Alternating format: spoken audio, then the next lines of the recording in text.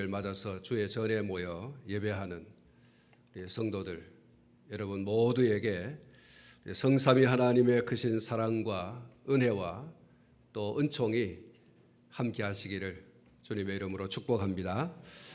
오늘 저는 읽어드린 이 본문을 중심으로 여호와의 궤를 메어 오니라 그런 제목으로 말씀을 전하려고 합니다. 우리는 지난 시간에 70년 내지 80년 동안 기럇 여아림에 방치되었던 법궤를 예루살렘으로 옮기려고 한 다윗의 그 신앙적 열심 또 열정 그 의지를 우리가 함께 살펴보았습니다. 그리고 법궤를 옮기는 과정에서 하나님의 말씀대로가 아닌 인간적인 수단과 방법으로 옮기려고 하다가 결국 실패를 맞이한 그 사실을 또한 살펴보았습니다. 그 실패는 정말 엄청난 것이었습니다. 한 사람이 죽어 나갈 수밖에 없는 그런 실패였죠. 그리고 자신의 잘못을 깨달은 다윗이 자기 스스로에 대한 그 분에 못 이겨서 또다시 법궤를 석 달 동안 예루살렘이 아닌 가드 사람 오벳 에돔의 집에 머물게 한 것도 우리가 함께 살펴보았습니다.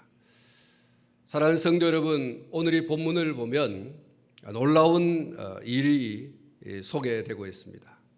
우리가 읽은 이 본문 앞에 있는 11절의 말씀을 보시면 여호와의 궤가 가드 사람 오벳 에돔의 집에 석 달을 있었는데 여호와께서 오벳 에돔과 그의 온 집에 복을 주시니라 이렇게 말씀을 하고 있습니다.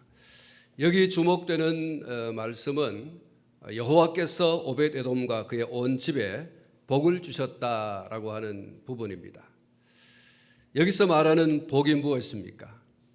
호크마 주석을 보면 이렇게 말하고 있습니다. 오벳 에돔의 가족, 가축, 밭의 소산 등이 풍성해졌음을 의미한다 라고 했습니다.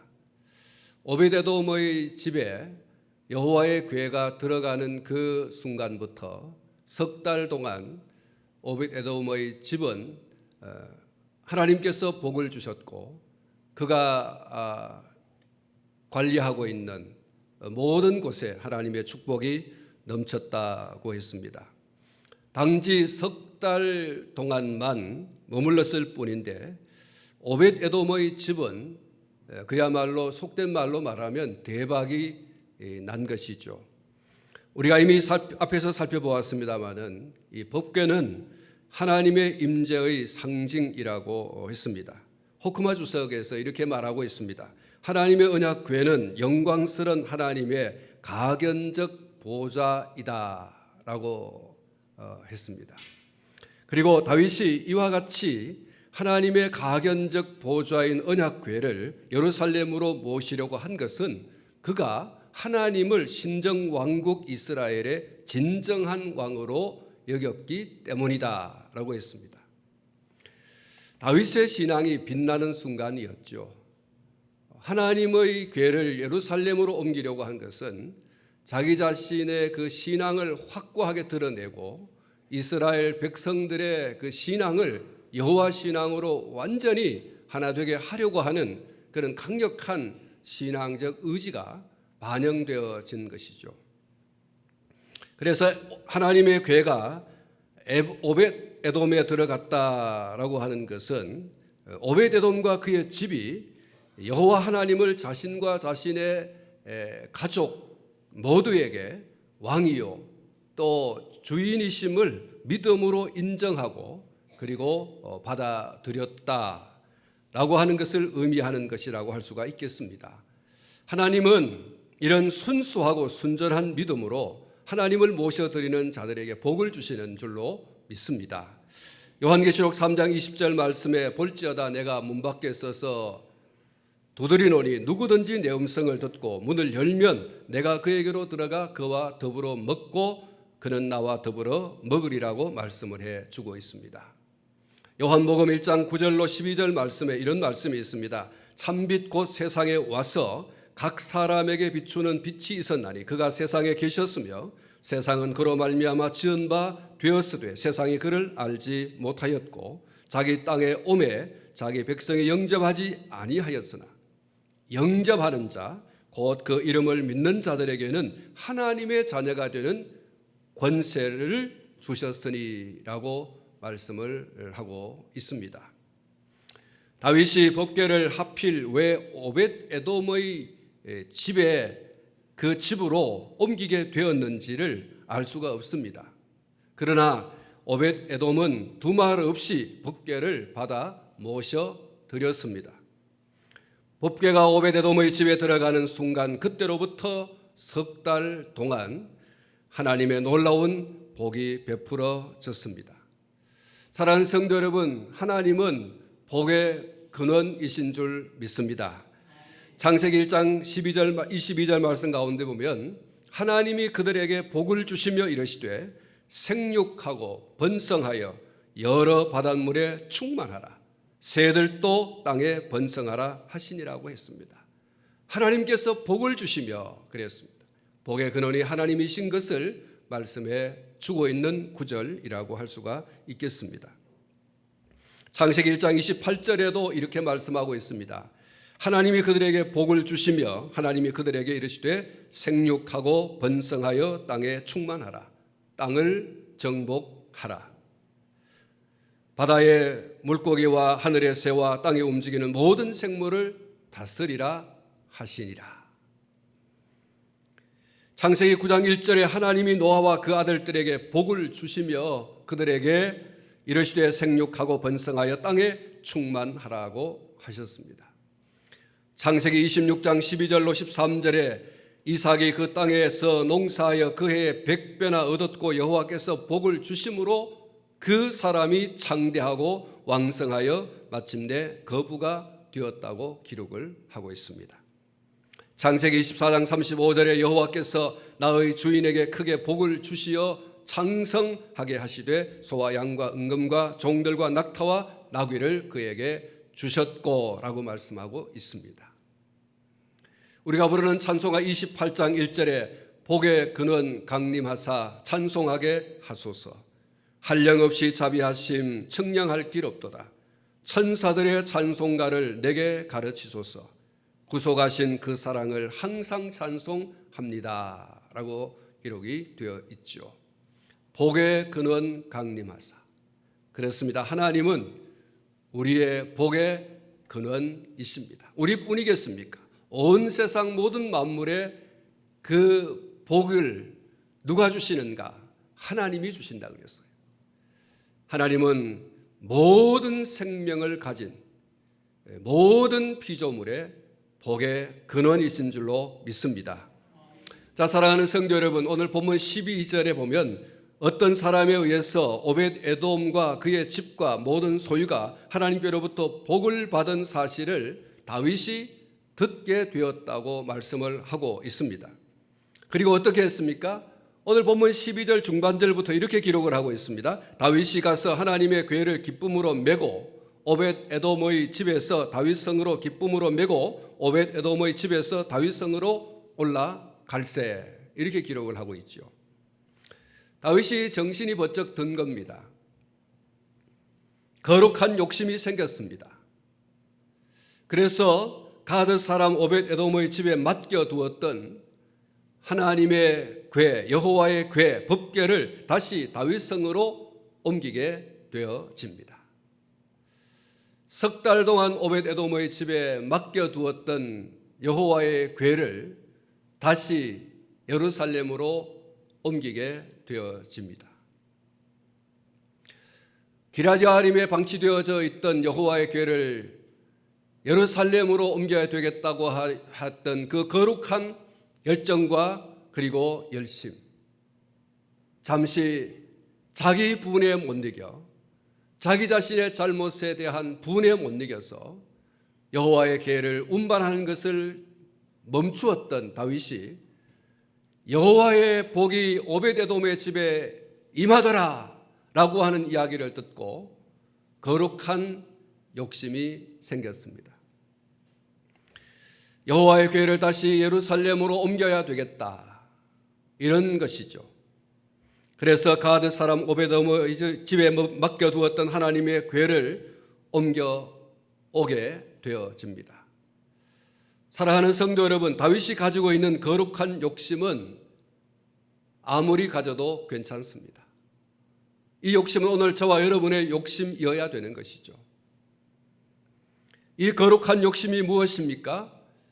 하나님을 왕으로 주인으로 모시는 것이죠. 하나님을 나의 왕으로, 내 가정의 왕으로, 내 나라, 내 민족의 왕으로, 주인으로 모셔드려야 되겠다라고 하는 이 거룩한 욕심. 이것은 오늘 저와 여러분의 욕심이어야 할 줄로 믿습니다. 이건 더러운 욕심이 아니에요. 이건 정말 우리가 가져야 할 그 무엇과도 바꿀 수 없는 소중한, 그래서 저는 거룩이라는 말을 붙이고 싶습니다. 이 거룩한 욕심, 하나님이여 나의 왕이 되어주시고 나의 주인이 되어주십시오. 하나님이여 우리 가정의 왕이 되시고 우리 가정의 주인이 되어주십시오. 우리 모든 가족의 왕이 되시고 주인이 되어주십시오 라고 모셔드리는 이 열심, 이 열정, 이 거룩한 욕심입니다. 이것은 아무리 가져도 괜찮은 그런 욕심이라고 할 수가 있는 것이죠. 이것은 한 인생이 하나님의 복을 얻고 누리는 방법인 것입니다.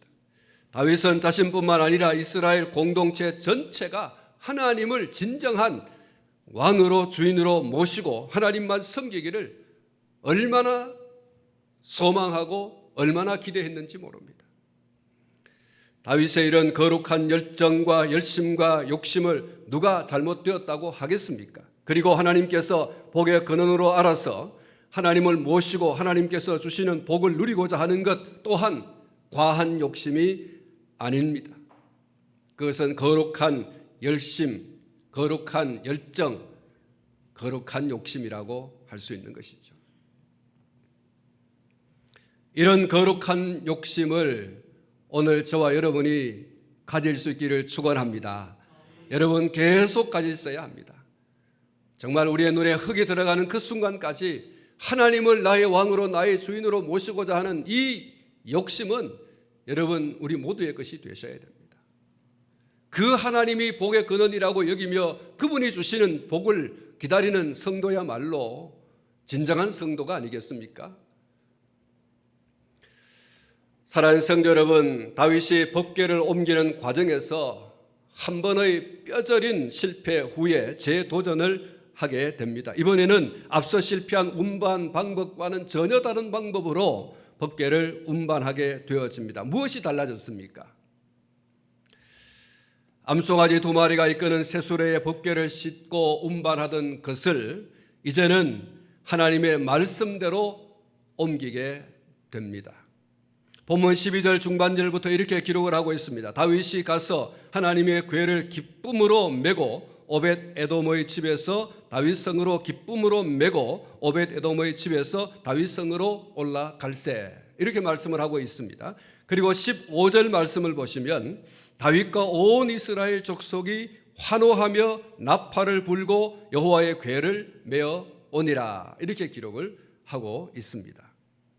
여러분 이 말씀 가운데 주목되는 말씀이 메어 오니라 라고 하는 말씀이에요. 여러분 이 말씀은 다윗이 처음에 열심과 열정만 앞세워서 하나님의 궤를 쇠수레에 싣고 암송아지가 끄는 그 수레의 법궤를 싣고 옮긴 것이죠. 인간적인 수단과 방법입니다. 그 방법을 이제는 실패하고 난 다음에 바꾸는 것이죠. 하나님의 말씀대로 돌아간 것입니다. 하나님의 말씀대로 법궤를 옮기게 되어집니다. 비정상이 정상이 되었습니다. 사람의 생각대로가 아니라 하나님의 말씀대로로 바꾸었습니다. 인본주의에서 신본주의로 바꾸었습니다. 사람 중심에서 하나님 중심으로 바꾸었습니다. 그리고 사실 이것은 낙원의 타작 마당에서 오벳 에돔의 집으로 법궤를 옮길 때 이미 행한 것입니다. 10절 말씀을 보시면 다윗이 여호와의 궤를 옮겨 다윗 자성 자기에게로 메어 가기를 즐겨하지 아니하고 가드 사람 오벳 에돔의 집으로 메어 가니라. 이렇게 기록을 하고 있죠. 오벳 에돔의 집이 여호와께로부터 복을 받았다고 하는 사실을 전해 듣고 다윗은 비로소 깨달았습니다. 여호와의 궤를 메고 옮기면, 다시 말하면 하나님의 말씀대로 하면 복이 임하는구나. 하나님께서 왕이 되셔서 주인 되셔서 친히 다스려 주시는 그런 놀라운 은혜와 축복이 있구나. 그것을 깨달은 것이죠. 기럇 여아림에서 나곤의 타작마당에 이르기까지 왜 실패했는지, 그리고 나곤의 타작마당에서 오벳 에돔의 집에 이르러서 왜 복이 임했는지 다윗은 석 달을 지나면서 깊이 깨닫게 되어진 것이죠. 오벳 에돔의 집이 여호와께로부터 복을 받습니다라고 하는 이야기를 듣는 그 순간 정신이 번쩍 든 거예요. 그렇구나.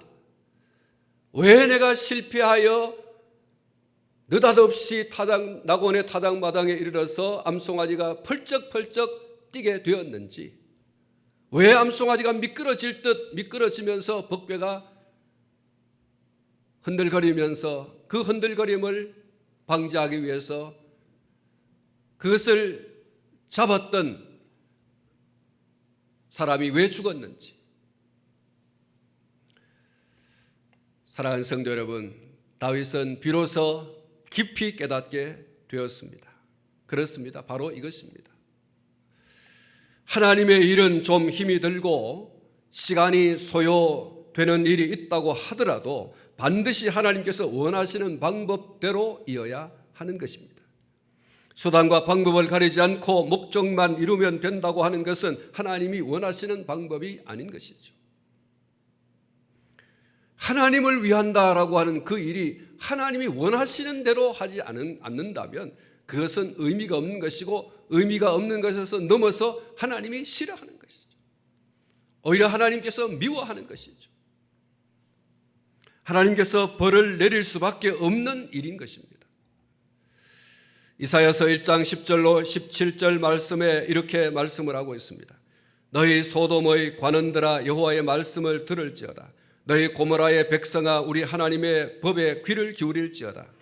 여호와께서 말씀하시되 너희의 무수한 재물이 내게 무엇이 유익하뇨? 나는 순양의 번제와 살찐 짐승의 기름에 배불렀고 나는 수송아지나 어린 양이나 순염소의 피를 기뻐하지 아니하노라.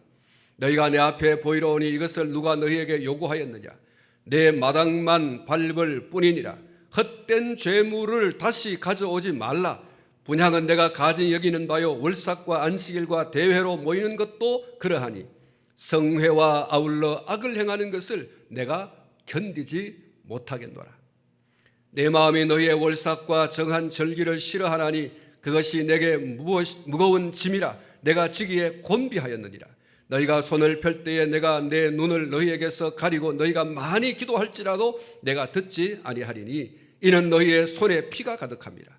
너희는 스스로 씻으며 스스로 깨끗하게 하여 내 목전에서 너희 악한 행실을 버리며 행악을 그치고 선행을 배우며 정의를 구하며 학대받는 자를 도와주며 고아를 위하여 신원하며 과부를 위하여 변호하라 하셨느니라. 사랑하는 성도 여러분, 성도가 하나님께 예배하는 것은 당연한 것입니다. 성도가 하나님께 감사하면서 제물을 드리고 하는 것도 당연한 것이죠. 마음을 다하고 뜻을 다하고 힘을 다하여서 하나님을 예배하는 것은 성도의 마땅한 행위라고 할 수가 있는 것입니다. 그런데 하나님께서 그러한 예배를 더 이상 하지 말라고 말씀하고 있습니다. 더 이상 나에게 예배하러 올라오기 위하여 마당을 밟는 그 마당 밟음을 더 이상 안 했으면 좋겠다고 말하고 있습니다. 왜 그렇습니까? 예배를 드려야 하는 자가, 예배를 드리러 오는 자가 삶의 현장 속에서 하나님을 인정하지 않는 악을 행하였다는 것이죠. 삶의 예배가 없었다는 것이죠. 그래서 하나님께서는 더 이상 내게 오지 말라고 말하고 있어요. 말라기서 1장 7절부터 10절 말씀을 보면 더 강력한 하나님의 메시지가 있습니다. 너희가 더러운 떡을 나의 제단에 드리고도 말하기를 우리가 어떻게 주를 더럽게 하였나이까 하는도다. 이는 너희가 여호와의 식탁은 경멸히 여길 것이라 말하기 때문이라. 만군의 여호와가 이르노라. 너희가 눈먼 희생 제물을 바치는 것이 어찌 악하지 아니하며 저는 것 병든 것을 드리는 것이 어찌 악하지 아니하냐. 이제 그것을 너희 총독에게 드려보라. 그가 너를 기뻐하겠으며 너를 받아주겠느냐. 만군의 여호와가 이르노라. 너희는 나 하나님께 은혜를 구하면서 우리를 불쌍히 여기소서 하여 보라. 너희가 이같이 행하였으니 내가 너희 중 하나인들 받겠느냐. 만군의 여호와가 이르노라. 너희가 내 제단 위에 헛되이 불사르지 못하게 하기 위하여 너희 중에 성전 문을 닫을 자가 있었으면 좋겠도다. 내가 너희를 기뻐하지 아니하며 너희가 손으로 드리는 것을 받지도 아니하리라. 사랑하는 성도 여러분, 하나님께서 성도가 하나님 앞에 예배를 드리러 올라가는데 뭐라고 말씀합니까? 누구든지 성전 문을 좀 꽁꽁 닫아버렸으면 좋겠다. 그래서 더 이상 너희가 나의 앞으로 나에게 예배를 드리기 위해서 올라오지 못하게 했으면 좋겠다. 여러분, 하나님께서 오죽하면 이렇게 말씀하겠습니까? 너희 중에 성전 문을 닫을 자가 있었으면 좋겠도다. 성도가 하나님 앞에 예배 드리는 것을 하나님은 기뻐하세요. 하나님은 그렇게 예배하는 자를 얼마나 찾으시는지 모릅니다. 그런데 그런 하나님께서 하나님 앞에 예배를 드리러 올라가는 성도의 그 앞에 놓여져 있는 그 문을 누군가가 좀 닫아버렸으면 좋겠다고 말하고 있는 것입니다. 하나님을 하나님으로 인정하지 않는 예배, 삶으로서의 예배가 없는 예배, 하나님 앞에 올려드리는 그 예배의 그 제물들이 하나님 앞에 올려드리는 것들이 흠이 있는 것들, 때가 묻은 것들, 죄가 묻어 있는 것들, 하나님을 의식하지 않고 소득한 그런 것들을 가지고 하나님 앞에 올라올 때에 하나님께서는 토하여 내보고 싶다는 거예요. 누군가가 성전 문을 꼭 닫아 줘버리시면 좋겠다는 거예요. 여러분, 이런 일이 어떻게 있겠습니까? 사랑하는 성도 여러분, 하나님의 일을 하면서 늘 염두에 두어야 할 것은 내가 하는 이 충성과 헌신과 섬김이 정말 하나님께서 원하시는 방법일까? 하나님의 말씀에 비추어 문제가 없는 것일까라고 하는 것을 여러분 깊이 살펴보아야 하는 것입니다. 그래야 정말로 하나님께서 받으시는 충성이 되고 헌신이 되고 섬김이 되는 줄로 믿습니다. 성과 위주로 나가고 내 열심에만 사로잡혀서 일하다가 보면 결국 불법을 행하는 자라고 하는 그런 준엄한 심판의 말씀을 들을 수밖에 없습니다. 마태복음 7장 21절로 23절 말씀 가운데 보면 이런 말씀이 있습니다. 나더러 주여 주여 하는 자마다 다 천국에 들어갈 것이 아니요 다만 하늘에 계신 내 아버지의 뜻대로 행하는 자라야 들어가리라. 그날에 많은 사람이 나더러 이르되 주여 주여 우리가 주의 이름으로 선지자 노릇하며 주의 이름으로 귀신을 쫓아내며 주의 이름으로 많은 권능을 행하지 아니하였나이까 하리니 그때에 내가 그들에게 밝히 말하되 내가 너희를 도무지 알지 못하니 불법을 행하는 자들아 내게서 떠나가라 하리라. 사랑하는 성도 여러분, 주의 이름으로 귀신도 쫓아냈어요. 주의 이름으로 권능을 행하였습니다. 주의 이름으로 선지자 노릇도 했습니다. 그런데 정작 주님 앞에 갔을 때 주님께서 나는 너희를 모르겠다. 그리고 사실은 말씀이 무엇입니까? 불법을 행하는 자라고 했어요. 선지자 노릇하면서 귀신을 쫓아내면서 권능을 행하면서 여러분 불법을 행한 것입니다. 불의하고 불법한 일들을 행한 것이죠. 정말로 하나님의 영광을 드러내고 그리스도의 복음을 편만하게 하는 그런 일에 온전히 충성하고 헌신하는 것이 아니라 세상과 세상의 것에 대한 욕심을 키워온 것이죠. 겉으로는 주의 이름을 말하면서 속으로는 자기 입속을 챙기는 바로 그러한 모습으로 살아간 것이죠. 그래서 주님이 말씀하신 겁니다. 이 불법을 행하는 자들아고 말씀하는 거죠. 사랑하는 성도 여러분, 그리고 자기 판단이 가장 옳다고 판단하고 아무것도 하지 않는 자도 준엄한 심판을 면하기가 어렵습니다. 마태복음 25장 24절로 30절에 이런 말씀이 있습니다. 한 달란트 받았던 자는 와서 이르되 주인이여 당신은 굳은 사람이라 심지 않은 데서 거두고 해치지 않은 데서 모으는 줄을 내가 알았으므로 두려워하여 나가서 당신의 달란트를 땅에 감추어 두었었나이다.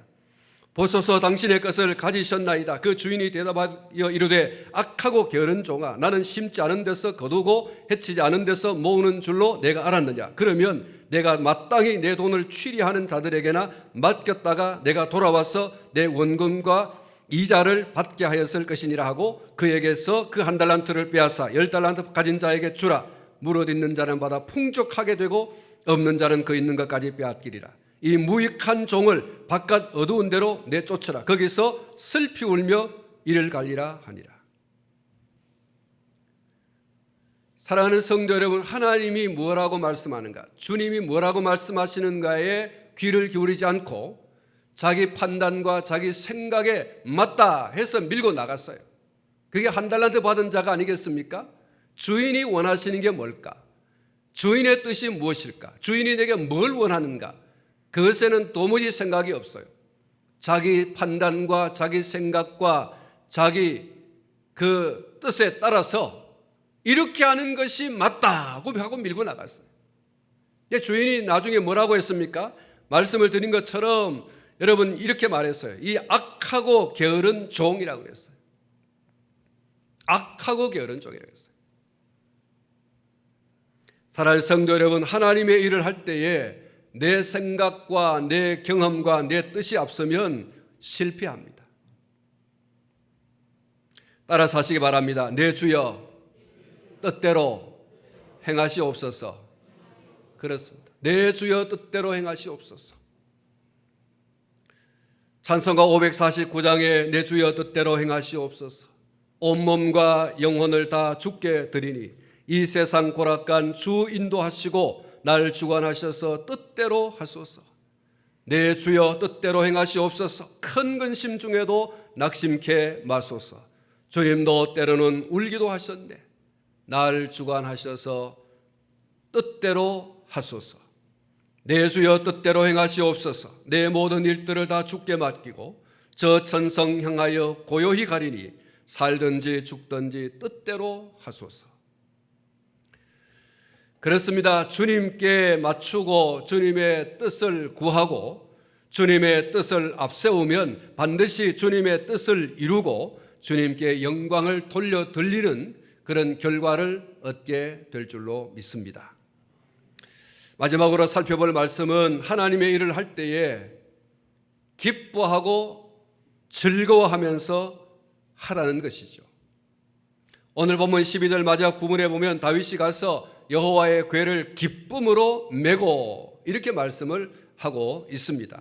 그리고 14절 말씀에 보면 다윗이 여호와 앞에서 힘을 다하여 춤을 추는데 라고 말씀을 하고 있습니다. 그리고 15절 말씀을 보면 다윗과 온 이스라엘 족속이 즐거이 환호하며 나팔을 불고 여호와의 궤를 메어 오니라 이렇게 말씀을 하고 있습니다. 사랑하는 성도 여러분, 우리가 하나님을 위한 어떤 일을 하든지 기쁨으로 즐거움으로 감당해야 할 줄로 믿습니다. 감사함으로 해야 됩니다. 내가 이 일을 할 수 있다니 얼마나 감사한가. 하나님께서 나로 하여금 이 일을 할 수 있도록 맡겨주시니 얼마나 감사한 일인가. 기쁨으로 즐거움으로 감사로 우리가 주님의 일을 감당해야 됩니다. 사랑하는 성도 여러분, 이사야 1장 19절 말씀 가운데 보면 이렇게 말씀하고 있습니다. 너희가 즐겨 순종하면 땅의 아름다운 소산을 먹을 것이요라고 말씀을 하고요. 고린도후서 9장 7절 말씀에 각각 그 마음에 정한 대로 할 것이요 인색함으로나 억지로 하지 말지니 하나님은 즐겨내는 자를 사랑하시느니라. 할렐루야. 여러분 즐겁게 해야 되는 거예요. 기쁘게 해야 됩니다. 여러분 찬송가에도 기쁘게 십자가를 지고 가라고 하는 찬송의 가사가 있지 않습니까? 오늘 저와 여러분이 주님의 일이 어떤 일이든지 간에 그 일이 정말 너무 고되고 그 일이 너무 무겁고 그 일이 정말 감당하기가 힘든 것이라고 하더라도 기쁨으로 즐거움으로 감사로 감당해야 하는 것이죠. 사랑하는 성도 여러분, 그러면 하나님의 놀라운 은혜와 축복이 있습니다. 여러분, 다윗이 하나님의 괴를 기쁨으로 즐거움으로 춤을 추면서 그러면서 다윗성으로 옮기고 난 이후 어떻게 하나님께서 다윗을 축복하셨는지, 다윗이 통치하는 그 이스라엘이 어떻게 하나님의 복을 누렸는지를 우리가 이제 곧 살펴보게 될 것입니다. 하나님이 분명히 말씀하고 있습니다. 즐겨 순종하면 땅의 아름다운 소산을 먹을 것이고 즐겨 하나님 앞에 내는 자를 하나님께서 사랑하신다고 했어요.